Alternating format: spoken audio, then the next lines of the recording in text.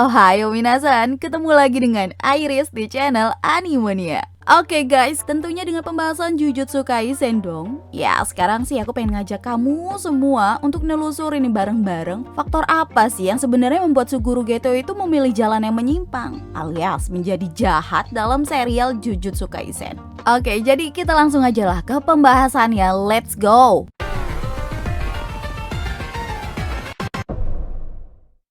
Oke, buat yang belum kenal Suguru Geto, kayaknya gue harus kasih informasi sekilas nih tentang dia ya kan. Sebelum dia memilih jalan yang terbilang agak sesat sih, aslinya dulu tuh dia adalah sahabat karibnya dari Gojo Satoru guys. Dia juga merupakan siswa SMK Jujutsu yang seangkatan sama Gojo Satoru dan Shoko Ieri. Dan mereka bertiga nih di bawah bimbingannya si Yaga. Nggak sampai di situ aja sih, Geto juga merupakan satu dari 4 ahli Jujutsu yang terpilih nih untuk menerima status sebagai ahli Jujutsu kelas spesial. Karena Geto memiliki teknik kutukan yang sangat kuat, yaitu manipulasi roh kutukan. Dengan cara yaitu Geto membuat roh kutukan tersebut menjadi gumpalan bola kecil yang kemudian dia makan. Dan roh kutukan yang udah dia makan nih selanjutnya bisa dia panggil sesuai keinginan dia. Dan biasanya sih untuk membantu dia dalam pertarungan. Selain teknik kutukannya yang hebat, sifat antara Gojo sama Satoru tuh beda banget asli. Seperti yang kita kenal lah, Gojo kan sifatnya rada sombong, terus petakilan, banyak tingkah pula ya kan. Beda banget sama Geto yang memiliki sifat kayak kalem, terus kepribadiannya lebih baik, dan juga lebih disiplin. Ini sih yang penting. Nah, perbedaan dari kedua sifat ini nih yang bikin mereka semakin akrab dan menjadi sobat karib. Tapi mereka juga sering berdebat untuk hal-hal yang kecil, bahkan untuk hal yang sepele sekalipun. Nah, tapi ketika dimasukkan dalam satu misi nih, duet antara Suguru sama Satoru tuh gak ada lawan. Semua lawan itu pasti takut. Karena kombinasi mereka berdua tuh keren banget. Sampai-sampai mereka dapat julukan nih, yaitu sebagai salah satu duet terkuat di dunia Jujutsu.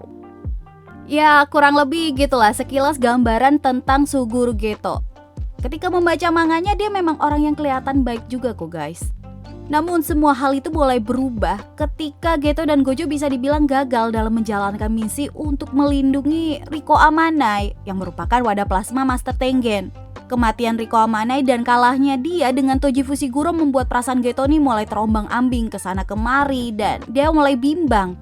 Alias Geto jadi kayak suka overthinking gitu, mikirin sistem dunia Jujutsu.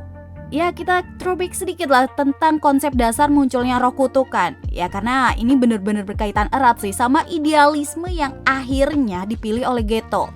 Roh kutukan itu kan tercipta dari emosi negatif manusia-manusia yang kemudian terkumpul menjadi satu. Khususnya manusia yang gak punya keahlian Jujutsu. Jadi bisa dibilang yang membuat roh kutukan tetap eksis sampai saat ini di dunia Jujutsu ya manusia itu sendiri.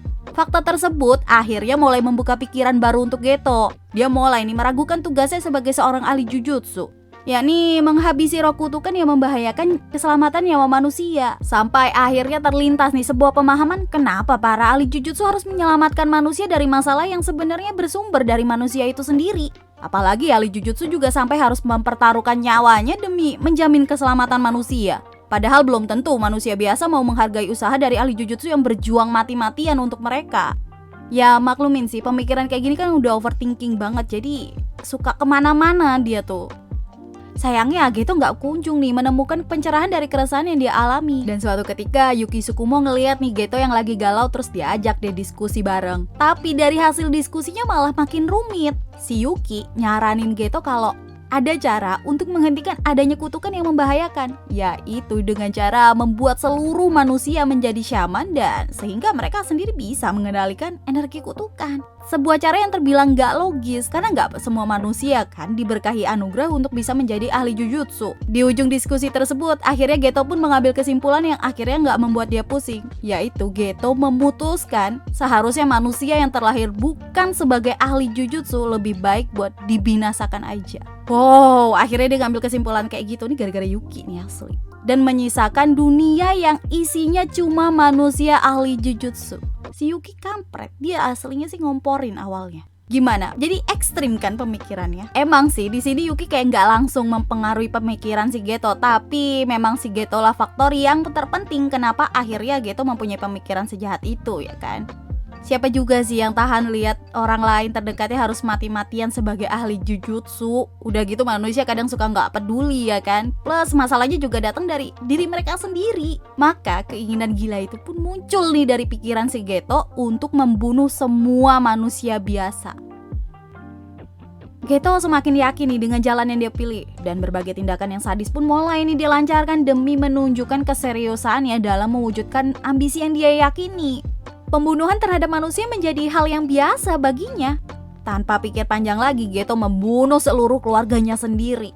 Dalam sebuah misi, dia juga pernah nih menghabisi orang sampai satu kampung dan menyelamatkan 2 gadis yang memiliki energi kutukan. Dengan begitu, Geto bener-bener udah bisa dibilang gak terselamatkan lagi. Dia resmi berada di jalan kegelapan. Gojo juga awalnya yang gak percaya dengan kabar mengenai Geto, mengingat keduanya memang udah bersahabat deket ya kan. Namun di pertemuan terakhir, Geto secara terang-terangan bilang ke Gojo kalau dia serius sama tujuannya. Untungnya nih, langkah Geto gak mulus. Geto sendiri harus menghadapi Yuta dan Rika-chan yang berujung dengan kekalahan dia sampai dia babak belur. Dan kematiannya juga menjadi pasti, karena Gojo sendirilah yang menghabisi Geto dengan tangannya. Oke, jadi kurang lebihnya gitu guys soal alasan kenapa sebenarnya Geto ini bisa berada di jalan kejahatan. Next, mungkin kayaknya asik nih buat ngebahas Kenjaku dan niat jahat apa sih yang dia siapkan. Tapi lihat ke depannya juga sih. Ngomong-ngomong, menurut kalian nih, apakah kalian setuju dengan pemikiran dari Geto?